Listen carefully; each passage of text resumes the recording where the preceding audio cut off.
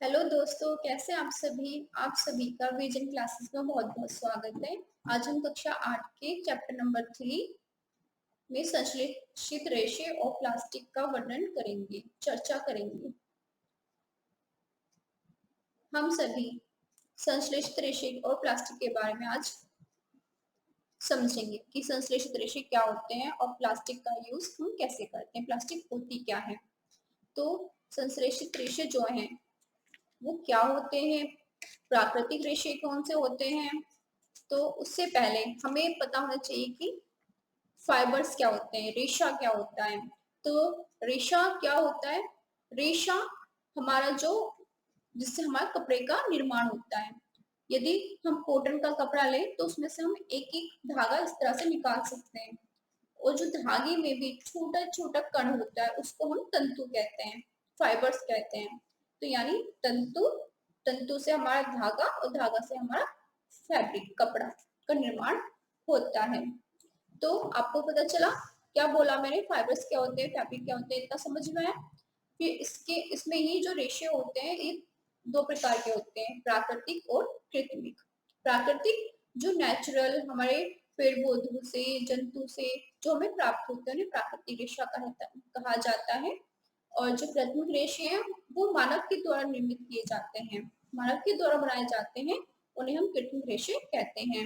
प्राकृतिक रेशे में आ जाएगा कपास, ऊन, रेशम, पौधों और जंतुओं से जो प्राप्त होता है। संश्लेषित रेशे जो मानव निर्मित है। संश्लेषित रेशे होते क्या है, तो ये मनुष्य के द्वारा बनाए जाते हैं। संश्लेषित रेशा भी छोटी छोटी इकाइयों को जुड़कर एक बड़ी श्रृंखला बनाई जाती है। और ये छोटी इकाई जो होती है वास्तव में एक रासायनिक पदार्थ है, क्योंकि मानव मनुष्य के द्वारा बनाया जाता है तो ये रासायनिक प्रक्रिया द्वारा बनता है। और अनेक छोटी छोटी इकाइयों मिलकर एक बड़ी एकल इकाई बन जाता है जिसे बहुलक कहते हैं, इसे इंग्लिश में पॉलीमर कहते हैं।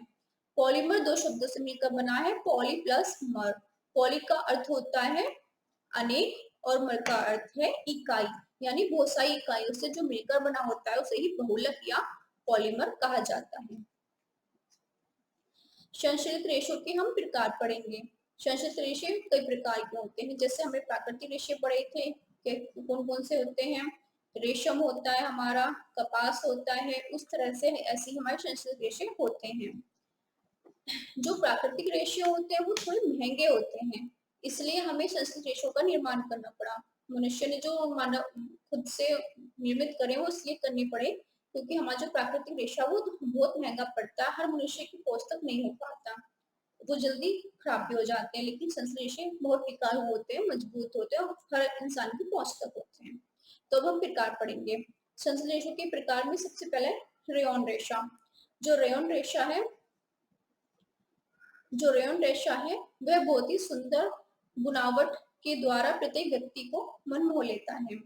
वो जो रेशम है, रेशम जैसे समान गुण होते हैं इसके, और रेशे प्राप्त करने में सफलता प्राप्त हुई है।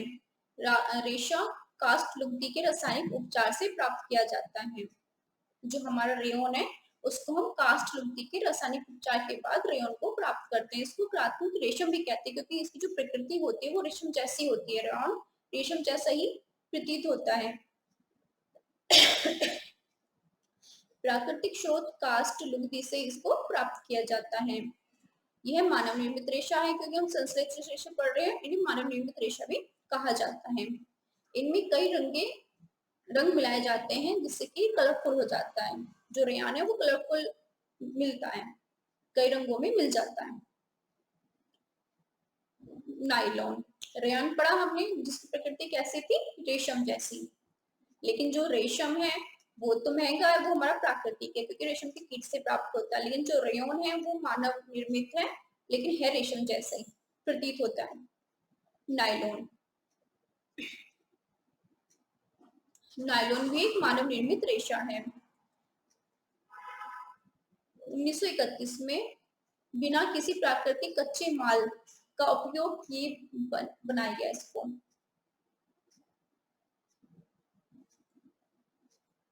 नायलॉन का जो निर्माण है वह कोयले से, जल और वायु से किया जाता है। इन तीनों के मिश्रण से ही हमारा नायलॉन निर्मित होता है। जो नायलॉन रेशा है वो बहुत ही मजबूत है और हल्का होता है, इसलिए हम इसको प्रयोग में ज्यादा लेते हैं। ये चमकीला और धुलने में सुगम है, तो आराम से धोया जा सकता है। और इसका निर्माण, इसका जो उपयोग है वो पैराशूट और चट्टानों पे चढ़ने वाले जो रेशे होते हैं वो बहुत मजबूत होते हैं। जो पर्वतारोही होते हैं वो अपने साथ रस्से जो लेके चलते हैं मोटे मोटे, वो नायलॉन के ही बने होते हैं, क्योंकि वो बहुत मजबूत पकड़ होती है रस्सों की, इसलिए। और इसके अलावा जो नायलॉन है वो उनसे जुराबे, तंबू, दांत साफ करने वाला ब्रश, जो आप सुबह सुबह खुद ब्रश करते हो, किसका बना होता है? नायलॉन का। कारों की जो सीट पट्टे होते हैं, मतलब बैग वगैरह होती है, वो भी नायलॉन की बनी होती है। स्प्रिंग बैग भी, और पर्दे वगैरह आदि। देखिए आप चित्र में देख लीजिए 3.4 में, जैसे ही मैंने बताया कि जो पैराशूट का जो वो होता है, वो पैराशूट का जो बना होता है वो भी उसका बना होता है। जो रस्सी होते हैं पर्वतारोही के वो भी नायलॉन के बने होते हैं। नायलॉन अत्यधिक मजबूत है। प्लास्टर और एक्रिलिक, जो प्लास्टर है वह भी एक संश्लेषित रेशा है। यह भी क्या है, सफलतापूर्वक धोया जा सकता है, मजबूत होता है, काफी उपयोगी है, उसमें सलवटें भी नहीं पड़ती। जो मम्मी वगैरह है उनको ये कपड़ा ज्यादा ही पसंद आएगा, क्यों? क्योंकि इसमें सलवटें नहीं पड़ती और प्रेस करने की जरूरत नहीं है। तो जो पॉलिस्टर है वो कपड़ा बहुत ही हल्का है और उसमें सलवटें नहीं पड़ती। और अपने लोकप्रिय पॉलिस्टर है कौन सा? टेरिलोन। टेरिलीन जो है लोकप्रिय पॉलिस्टर है। एक है हमारा पैड। जो पैड है वो भी हमारा एक प्रचलित पॉलिस्टर है। इसका उपयोग हम बोतलें, बर्तन, फिल्म, तार तथा अन्य बहुत से उपयोगी उत्पादों का निर्माण करने के लिए किया जाता है। हम सर्दियों में स्वेटर वगैरह पहनते हैं, शॉल पहनते हैं, कंबल का यूज करते हैं सर्दी से बचने के लिए।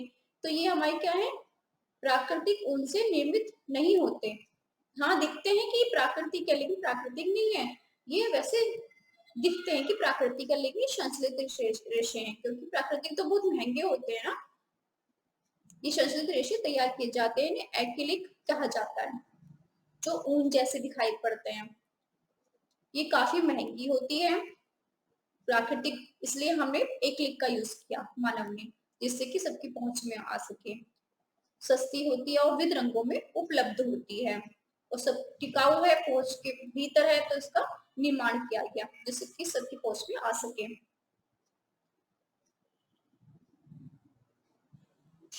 संस्कृत रेशों के गुणधर्म। जो संस्कृत रेशे हैं उनमें क्या क्या क्वालिटी है, जो हमने इनको अपनाया, मानव ने इनका निर्माण किया। क्यों?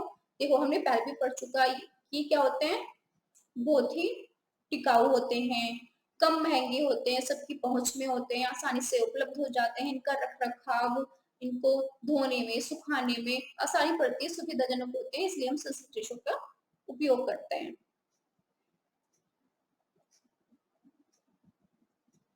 अब हम पढ़ेंगे प्लास्टिक।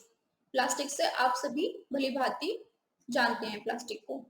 जो प्लास्टिक होती है वो हर सभी के घर में मौजूद है। आपने प्लास्टिक को देखा होगा, टच किया होगा, सब आप जानते हैं। मग से लेके बाल्टी, टब वगैरह सब प्लास्टिक का होता है। संश्लेषित रेशों की तरह प्लास्टिक भी एक बहुलक है, यानी बहुत सारी इकाइयों परतों द्वारा ये निर्मित होती है। यह रेखीय भी हो सकती है और क्रॉसबद्ध भी बन सकती है, जैसा आप चित्र में देख ही रहे 3.6 में। पॉलीथीन का अर्थ है पॉली प्लस एथीन। प्लास्टिक का उदाहरण है जो सामान्य उपयोग में आने वाली पॉलीथीन थैलियों में बनने के काम आता है। जो प्लास्टिक है वो रियूजेबल है। हम जो प्लास्टिक को पिघाल के दोबारा से प्लास्टिक बना सकते हैं, लेकिन यह भी दो प्रकार की होती है। यदि प्लास्टिक गर्म करने पर आसानी से मुड़ जाती है या विकृत हो जाती है सलतापूर्वक, तो उसको थर्मोप्लास्टिक कहा जाता है। जबकि दूसरी प्लास्टिक ऐसी होती है जिन्हें एक बार सांचे में डाल दिया तो वो इसी का रूप लेती है, वो जल्दी से नम नहीं हो पाती है, दूसरे आकार में नहीं ढल पाती, तो उसको थर्मोसेंटिक प्लास्टिक कहा जाता है। थर्मोसेंटिक जो प्लास्टिक है उसके उदाहरण है बेकिलाइट, मेलेमाइन। बेकिलाइट क्या है? बेकिलाइट ऊष्मा और विद्युत का कुचालक है, और इसी वजह से, इसी गुणधर्म की वजह से इसकी क्या बनाए जाते हैं? बिजली की स्विच, बर्तनों के हत्थे आदि में काम आता है, क्योंकि यह ऊष्मा और विद्युत का क्या है, कुचालक है। और जो हमारा मेलेमाइन है वह आग का अग्नि का प्रतिरोधक है। वह प्लास्टिक की अपेक्षा ऊष्मा को सहने की अधिक क्षमता रहता है, इसलिए फर्श की जो टाइल होती है, रसोई के बर्तन होते हैं और कपड़े बनाने के जो उपयोग में लाया जाता है, जो हमारे कपड़े बनाए जाते हैं, क्योंकि जो फायरमैन होते हैं, आग बुझाते हैं, वही वो आग बुझाए जाते हैं। आग से तो वो भी झुलस सकते हैं, लेकिन नहीं, उनके ऊपर क्या लगा होता है, कपड़ों के ऊपर मेलामाइन। जैसे आप चित्र में देख ही रहे हैं 3.8 में थर्मोसेंटिंग के उदाहरण क्या हो जाएंगे, स्विच है, कुकर का हत्ता है, आप देख ही रहे हैं इस तरह से। और जो नीचे है थर्मोप्लास्टिक में, उसमें डब्बा है और जो वायर है उसके ऊपर लगा हुआ वो सब, वो थर्मोप्लास्टिक का उदाहरण है।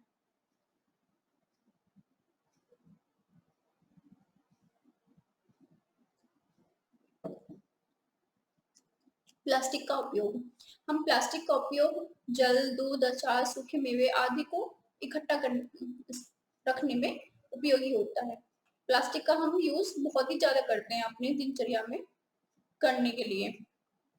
घर से बाहर जा रहे हैं, सामान लाए तो प्लास्टिक में, मतलब प्लास्टिक पॉलीथीन में, और घर में कुछ यूज कर रहे हैं, कुछ सामान रख रहे हैं तो प्लास्टिक पॉलीथीन, ये सब चीजें।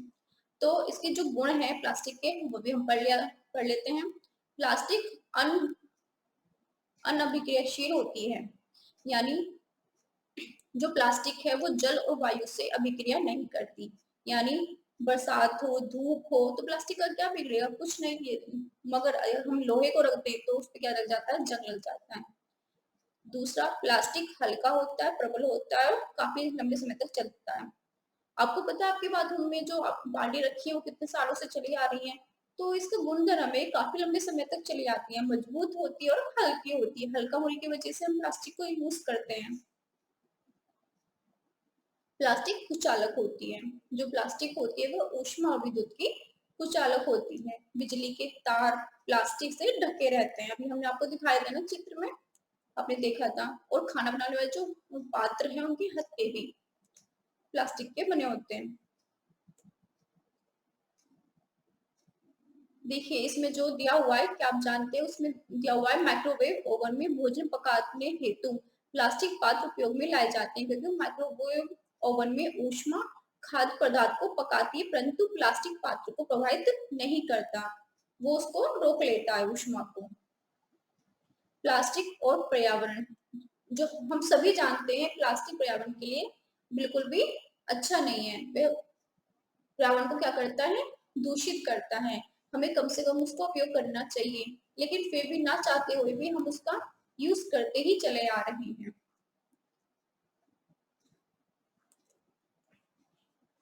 जो घरों का कूड़ा करकट है वो भी हम प्लास्टिक के कचरे में ही डालते हैं, लेकिन पदार्थ जो प्राकृतिक प्रक्रिया जैसे जीवाणु की क्रिया द्वारा घटित हो जाता है उसे जैव निम्नीकरण कहते हैं, और जो नहीं होता उसे जैव अनिम्नीकरण कहते हैं। देखिए आप इसी तरह से अपशिष्ट के पदार्थ देखते हैं, जो सब्जियां हैं, फलों के छिलके हैं, बचा हुआ भोजन है, वो 1-2 सप्ताह में क्या हो जाता है, जैव निम्नीकरण हो जाता है, यानी वो मिट्टी में मिल जाता है।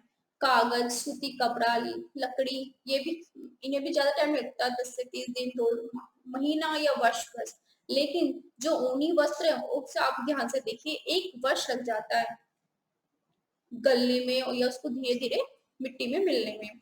टीन, एल्यूमिनियम 100 से 500 वर्ष, लेकिन जो प्लास्टिक की थैलियां उसमें कई वर्ष लिखा हुआ है, यानी पता ही नहीं, 100 से 500 वर्ष से अधिक, यानी सालों साल, ना जाने कितने साल जाके वो प्लास्टिक की थैलियां मिट्टी में मिल पाती हैं और ह्यूमस का काम कर पाती हैं। हमने अभी पढ़ा कि प्रारंभिक प्लास्टिक अपघटित होने में काफी समय ले लेती है, इसलिए इसके प्लास्टिक के उपयोग से हमें बचना चाहिए। कपास या जूट के थैलों का ही उपयोग करना चाहिए घर से बाहर या घर में। चलिए अभी हमने क्या क्या सीखा, एक्रिलिक हमने पढ़ा, नायलॉन हमने पढ़ा, पॉलीमर, रेयन, हमने सभी का वर्णन कर लिया है। एक बार फिर भी मैं आपको बता देती हूँ। संश्लित रेशे और प्लास्टिक प्राकृतिक रेशों की भांति बहुत ही बड़ी इकाइयों द्वारा निर्मित होते हैं, जिन्हें बहुलक कहते हैं। अभी हमने पढ़ा है संश्लित रेशे और प्लास्टिक दोनों। भल्लुक अनेक छोटी छोटी इकाइयों में निर्मित होते हैं, जबकि जो प्राकृतिक रेशा होता है वो हमारे पौधों और पशुओं से प्राप्त होता है। प्राकृतिक रेशों की भांति इन रेशों को भी कपड़ों के रूप में बुना जाता है। जो प्राकृतिक और संश्लेषित है, दोनों से ही हम कपड़ों का निर्माण करते हैं। बस इतना अंतर है, जो प्राकृतिक है वो हमारे पेड़ पौधों से पशुओं से प्राप्त होता है, संश्लेषित हमारा मानव द्वारा निर्मित होता है। ठीक है, ये भी मैं आपको बता चुकी हूँ घरेलू उपयोग है। प्लास्टिक की बाल्टियां हैं हमारी, इस तरह से बनाए जाते हैं। ठीक है, आज का हमारा जो ये सेशन है ये आपको कैसा लगा, प्लीज शेयर कीजिए और देखते रहिए हमारी वीडियो। धन्यवाद।